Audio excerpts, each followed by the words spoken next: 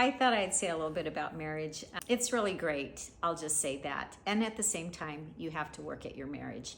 You don't just get married and live happily ever after. You actually get to do a lot of great self-reflection, going inside, looking at yourself, and making adjustments. Marriage is one of the most rewarding, deepest, most wonderful thing that you can experience, and at the same time challenging, times painful. The ego definitely wants to be the boss in a marriage. It's interesting, I had a client and we were talking about her marriage, pulled up an old book of mine, His Needs, Her Needs, How to Have an Affair-Proof Marriage.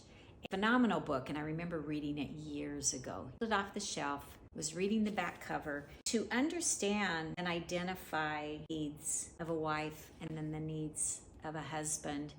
He says, are you able to identify which of the following needs are his needs or her needs? Her needs are 1, affection, 2, conversation, 3, honesty and openness, 4, financial support, and 5, family commitment. Like, wow, this is an old book, but this is pretty solid advice. His needs: sexual fulfillment, recreational companionship, attractive spouse, and I'll say attractive to the person. You know, my attraction to my husband may not be someone else's attraction. Domestic support, and number 5 is admiration.